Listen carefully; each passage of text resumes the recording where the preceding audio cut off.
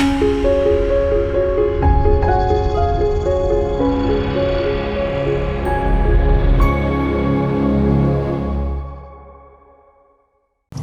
then, let's start off on our little road test of the Micra 1.5 DCI n-tec 3-door. As you can see here, I'm just heading down the road. Got the navigation on. It's not actually active, but all you do is you just press accept and it comes on. So it's a great little tool to have, especially in a car of this age. It really is a kind of a little phenomenal area of entertainment stroke navigation for a car that is 10 years old and the price range it is at the minute. Obviously you got your controls, which are easy to reach. My only bugbear with where the controls are and where your vicinity of where the cups are as well is every time you go to reach a cup on a journey or anything like that, you do tend to hit the hazard lights, and when you're on the motorway doing 70 mile an hour and you suddenly put the hazard lights on, it can be disconcerting because obviously you're sending the wrong signal to other road drivers.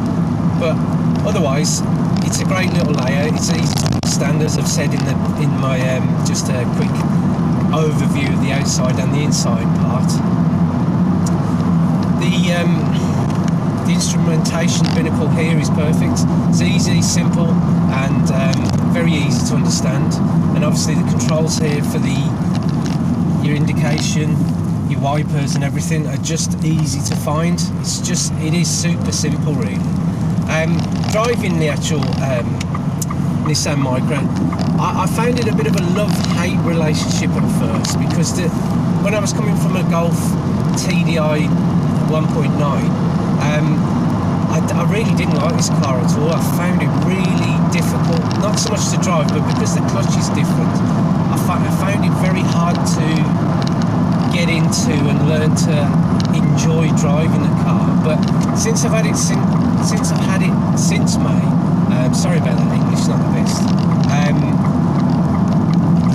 It's actually been very good. It is a little bit bouncy over the potholes, as you can tell, so I'm sorry if the camera is shaking. Typically I have tried recording this 3 times this video, one with a mobile phone, one with the camera, and one with a DSLR, a mirrorless camera, and this is any camera. Hopefully that will do the trick. But anyhow, it is a little bit jerky over bumps and stuff, but it does, compared to some of the cars that I've had in the past, namely the Citroen C3 and cars like that, it is a lot better. And the beauty is it does feel solid when you're driving it. I mean, my wife refers to it as like the little mini tank really when she drives it, when she's comparing it to a 2010 Fiesta. And I would agree with her, it does feel well built. And with that, you know, you've got quite a nice bit of, not road presence, but kind of, when it sits on the road, it is quite planted. And because it being only a little 3-door, you do feel that you are in control. And I can understand why people do enjoy these cars to drive, because they are quite a bit of fun. Especially mated with this 1.5 DCI engine, which I think returns 86 brake horsepower. So if I can try and accelerate here, you know, I can get past people quite quickly, and with a van up the bottom you can get out of their way. And I find that quite a nice little feature with this engine. It does do the kind of acceleration that you would kind of like on the motorway, and would help you to get away from like a slowish driver when it's safe to overtake. Talking of the 1.5 DCI engine, it is mated to a 5-speed gearbox on this model. I don't know, but I've never tried the automatic, so I've never tried the petrol version of the Micra. But I've got to say, so I'm just checking the camera's recording. But I've got to say, it is quite nice to use. It doesn't feel vague or anything. And when mated to, as I say, the 1.5 diesel engine, what I like about it is the actual engine is punchy, but it also has quite a nice return on the miles per gallon. Now, initially when I did buy this car, the miles per gallon was pretty bad. It really wasn't good. I was averaging 45 to 50 on the motorway, which for me is what I would expect out of a kind of a low end, like a small petrol engine, not a diesel per se. But again, you know, I was used to my Golf TDI, which had 6 gears. It was fantastic on the motorway. And in comparison to this, I thought there was something wrong with the car, so I did take it back a couple of times to the dealer, but they said apparently they checked it and it was fine. But what I've noticed, as this model's only done 48,000 miles, and in some years when I checked the MOT history of the car, it's only one year it only done about 1,000 miles, which for a diesel engine is just so low. It's unreal, really. There's no point having the car. So since I've been using it, I mean, I've probably put 3,000 miles on it over the last couple of months, and I've noticed is, as well as cleaning the EGI valve on this thing, which if you go on the forums, a lot of them do say to do, it has kind of opened up in terms of its miles per gallon figures and how it works, really. And I've got to say, it's been brilliant. I've been averaging, I mean, like on the trip computer here, which initially I took with a pinch of salt, I've been getting 60 miles to the gallon. Pardon me. So you'll have to forgive me. You'll probably see the Angel in the North soon. I am kind of on the the A1M. I just wanted to quickly show you what it's like on quite a fastish road, which is about 50 miles an hour. But I've been getting 60 miles to the gallon, and also on this road, or on a fast road, or on a motorway, it's not massively loud. I mean, you do know when you've done a long journey to, say, Birmingham or somewhere from Newcastle, you do feel it with a slight bit of back pain, because the seats, while they are comfortable, for a long journey you may find them not as comfortable as, say, like a slightly bigger car, or not as the journey not as cruising as you would find with a slightly bigger car. But other than that, I've got to say, I mean, like, I've took it down to the likes of Birmingham, Rotherham, and other cities such as that down south in the UK, and it's been fine. I've had no problems with no overheating or anything like that, and it has been very good. As I say, acceleration on the motorway really good. You can just suddenly feel a slight surge of power when you need it, and other than that, it's been fine. As is the 3-door, the only thing I would say with this car is the practicality of it. And while you do get an okay boot, it's alright, and the seats behind me can go forward and backward quite easily, as there's a little lever there. You're just going to sit on it and move it forward, allowing you a bit more space on the boot. Where the practicality of it ends is when you've got kids. Now, there will be hopefully some comments if you comment below about, you know, your experience with the Micra, or if it was a car you're thinking of. But with my experience with having 2 children, it has been quite, at times, a bit of an issue, especially if you're in a tight gap, or it's raining and the kids want to suddenly jump out the car, or if they've had enough of sitting in the back, they just want to get out. Now, where the issue is that they're waiting for you to get out, they're waiting for you to do something, or, you know, they can't just get out, and plus the windows don't wind down either. So, you know, if you've got kids, I would severely suggest you go for the 5-door version of the car, because you'll thank me for it, because it's such a hassle, especially if you've got really small kids where you've got to put them in the back. You know, it's while it's okay getting in and out of the car, and you do have a nice bit of space, you know, where your knees are and stuff, it isn't the best. Now, other than that, I mean, all I can say is with the actual car, and you know, it's nice on the road. I mean, I've just shown you on the A1M where it is on quite a fastish road. It is actually all right to drive. I mean, I enjoy driving it round more the urban sort of areas of where I live, and you know, it's nice. It's got a nice bit of response to the steering. It's quite tight round corners, so you feel like you can chuck it with some degree of skill. And sorry, there's always someone driving up your rear end. Why, I don't know.